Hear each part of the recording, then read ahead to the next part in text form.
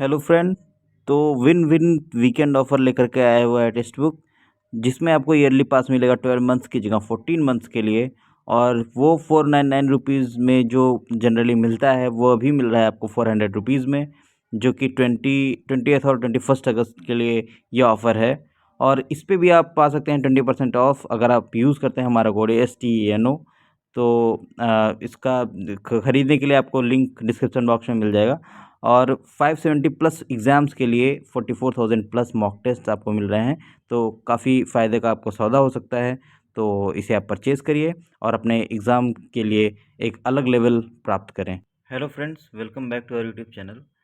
तो कई लोगों का ये क्वेश्चन था कि करंट अफेयर को कैसे पढ़ें और कौन सा बुक हो, बुक लिस्ट या कौन सा सोर्स हो जिससे हम करंट अफेयर्स पढ़ें और तरीका क्या होना चाहिए। तो उसके बारे में ये वीडियो बना रहा हूँ।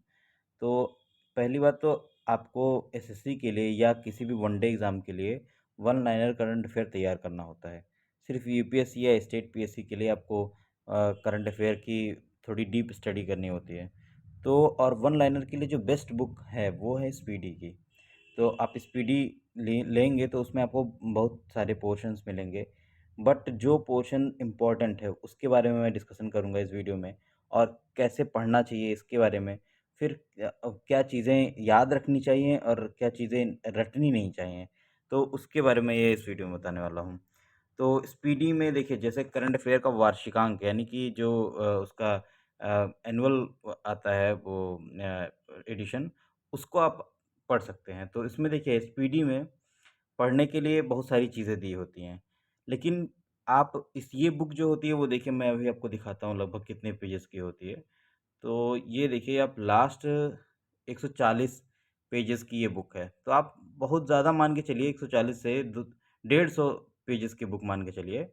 और अगर आप पर डे 10 पेज भी पढ़ते हैं, तो सिर्फ़ आपको 15 दिन लगेंगे ये बुक ख़त्म करने में।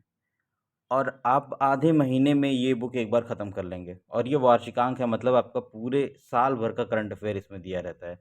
जैसे ये जो मैं आपको पीडीएफ दिखा रहा हूँ, ये जुलाई 2021 से जून 2022 तक है। ये पूरे सोचिए 1 साल के अंदर जो-जो घटनाएँ हुई हैं उसके बारे में इसमें पूरा दिया हुआ है। तो जो वन लाइनर क्वेश्चंस बनने की पॉसिबिलिटीज़ हैं, वो दी हुई हैं। तो ये जो बुक है इसके 150 पन्ने की, आप 10 पे अगर 10 पेज भी पढ़ें, 10 प पेज पढ़ने में मेरे ख़्याल से मैक्सिमम किसी को भी लगेगा तो 1.5 से 2 घंटे। बहुत ज़्यादा, बहुत स्लो पढ़ने वाला रहे तो भी 1.5 से 2 घंटे में वो कंप्लीट कर लेगा। तो 10 पेज पर डे आप पढ़ेंगे और 15 दिनों में बुक खत्म।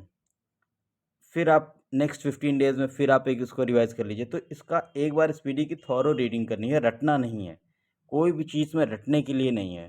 पहले आप थॉरो रीडिंग करेंगे एक बार पढ़ लेंगे तो ऐसे ही कॉन्फिडेंस आपका बूस्ट हो जाएगा। और उसके बाद फिर दोबारा पढ़ने के लिए आपको लगेगा कि हाँ, एक बार मैंने ये बुक पढ़ रखी है तो मेरे लिए आसान होगा।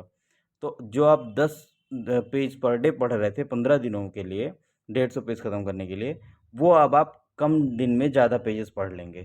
तो ये तरीका होना चाहिए, मतलब एक बार स्पीडी की पूरी थॉरो रीडिंग को क्या पढ़ते टाइम में, जैसे पढ़ के हम 10 पेज पढ़े, फिर 10 पेज जब क्लोज कर दिए, फिर नेक्स्ट डे जब पढ़ने बैठते तो हमें ये मन में आता है कि यार वो पुराना वाला याद है या नहीं याद है।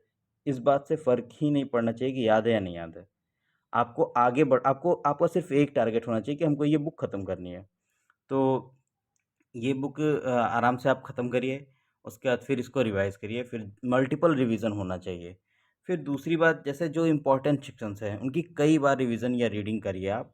जैसे मैं अभी एसएससी के पॉइंट ऑफ व्यू से बता रहा हूँ कि कौन-कौन से जो सेक्शंस हैं वो इम्पोर्टेंट हैं, जो मैक्सिमम टाइम पूछे जाते हैं।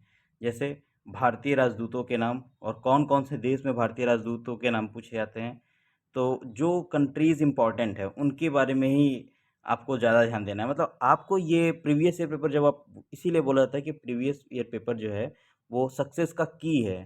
तो अगर आप पुराने जो पेपर्स हैं, उनमें देखेंगे, तो मैक्सिमम जगहों पे ये पूछा जाता है। जैसे अगर मान लिया किसी भारतीय राजदूत का नाम पूछा गया, तो वो जो बड़े देश हैं, जैसे यूएसए हुआ, ये चाइना हुआ, या फिर यूके हुआ, तो यहाँ पे कौन अभी आपका एम्बेसडर है, इंडियन एम्बेसडर, उसके बारे में नाम पूछा जाता है। तो वो आपको वही उन्हीं लोगों के नाम याद करने हैं, सारे वो राजदूतों के नाम आपको याद नहीं करने हैं।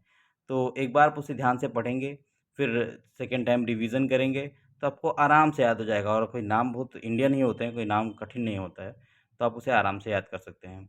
फिर जो नेक्स्ट जीआई टैग्स अब पूछा जा रहा है, तो जीआई टैग्स पूछे जा रहे हैं, तो जीआई टैग्स को आप याद करिए कि कौन से स्टेट का कौन सा प्रोडक्ट को जीआई टैग मिला हुआ है। फिर इंडेक्स एंड रैंकिंग, इसको पूछा जाता है, तो इंडेक्स का आप आराम से याद कर सकते हैं कि जैसे ये देखिए आपकी स्क्रीन पर भारत वन स्थिति रिपोर्ट दिख रहा है। इसे आप जान सकते हैं कि हाँ, क्या कंडीशन है इंडिया में, कौन निकालता है ये रिपोर्ट। और 2 चीज़ें इंडेक्स और रैंकिंग में होती है, पहला कि ये इंडेक्स कौन जारी करता है, दूसरा इंडिया की रैंकिंग क्या है। जैसे ये चीज़ बार-बार पूछी जाती है कि हेनली पासपोर्ट इंडेक्स, उसमें इंडिया की रैंकिंग।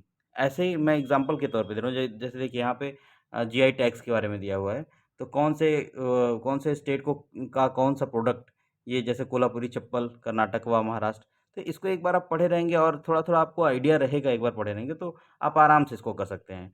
फिर देखिए जी20, जी7 समिट्स कहाँ हुए हैं, कौन अध्यक्षता किया है, ये सारी चीज़ें आपको आराम से इसको जब मल्टीपल रिवीजन करेंगे, पढ़े रहेंगे, तो आपको याद रहेगा कि कहाँ पे क्या हो रहा है। तो ये मैं एक एग्जांपल दे रहा हूँ कि ऐसी-ऐसी चीज़ें हैं, तो जो आप प्रीवियस ईयर पेपर का एनालिसिस करेंगे, तो आपको पता चलेगा कि क्या चीज़ें इंपॉर्टेंट है, उसको एक जगह नोट डाउन कर लीजिए कि मुझे क्या-क्या मल्टीपल रिवीजन करना है। पढ़ना, पूरी बुक पढ़ना एक बात है, लेकिन जो इम्पोर्टेंट सेक्शंस हैं, उनका मल्टीपल रिवीजन, ये ज़्यादा ज़रूरी है। तो आप उसको एक जगह नोट डाउन कर लेंगे, फिर आप उन चीज़ों को मल्टीपल रिवाइज़ करेंगे। फिर आप थर्ड नंबर पे आता है कि जो भूलने वाले टॉपिक्स हैं, उनका आप स्टिकी नोट्स बनाइए और उन्हें अपने जहाँ पे स्टडी टेबल है आपका, या जहाँ बैठ के आप पढ़ते हैं, जिस कमरे में पढ़ते हैं, वहाँ चिपका लीजिए। अब वो जो स्टिकी नोट्स होता है, वो बहुत ही ज़्यादा फ़ायदेमंद होता है। मैंने खुद किया हुआ है इसको, कि जो स्टिकी नोट्स में अगर आप जो सबसे मतलब कॉम्प्लेक्स टॉपिक है, जिसको आप बार-बार भूल जा रहे हैं, उसको आप वहाँ वहाँ पे नोट कर लीजिए। जैसे युद्धाभ्यास, कौन-सी कंट्री, अब जैसे सारे युद्धाभ्यास आपको नहीं आते, जैसे स्लाइनेक्स, तो स्लाइनेक्स में SLINEX, तो SL का मतलब श्रीलंका, IN का मतलब इंडिया, एक EX मतलब एक्सरसाइज।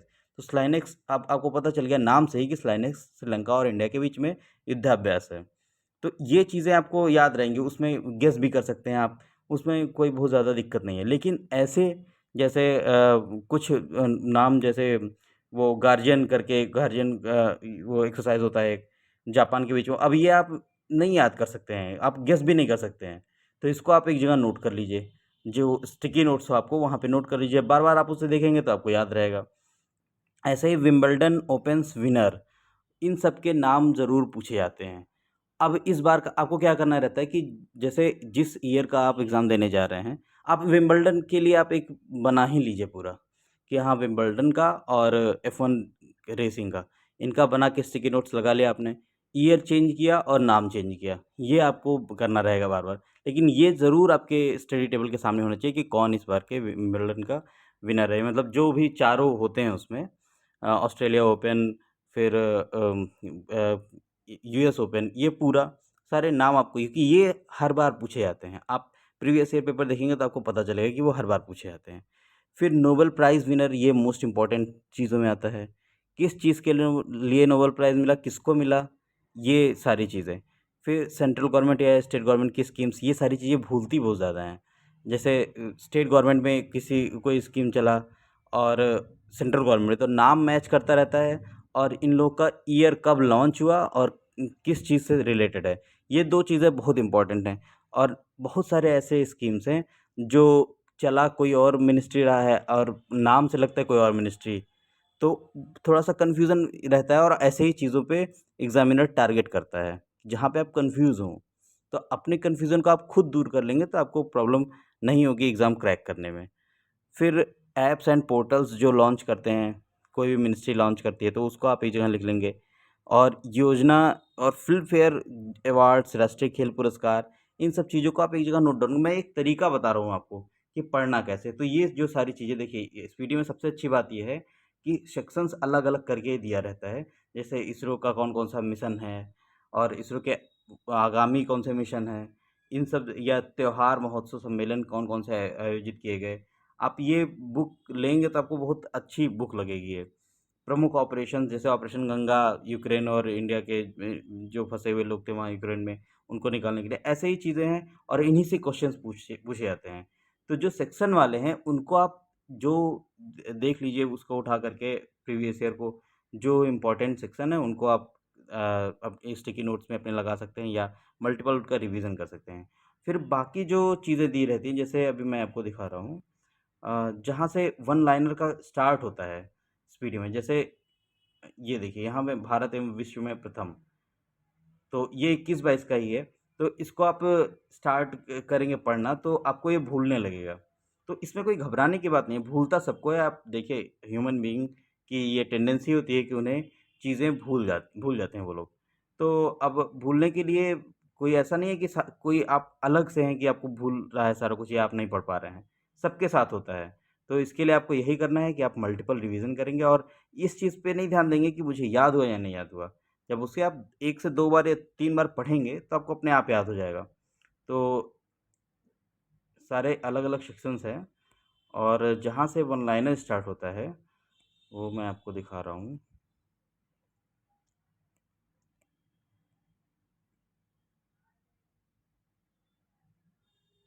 तो वन लाइनर जैसे मंथ वाइज़ दिया रहता है कि हाँ, 1 नवंबर को क्या हो, तो जैसे उसको मंथ वाइज़ आप एक बार अपना प्लान बना लीजिए कि इस मंथ का मुझे अब रिवीजन करना है। पढ़ने के लिए आप 10-10 पेजेस पढ़ लीजिए, लेकिन रिवीजन के लिए आप मंथ वाइज़ बना लीजिए, तो उससे आपको आसानी होगी।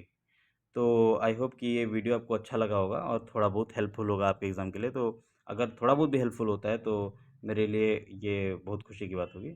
तो मिलते हैं नेक्स्ट वीडियो में, तब तक के लिए नमस्कार।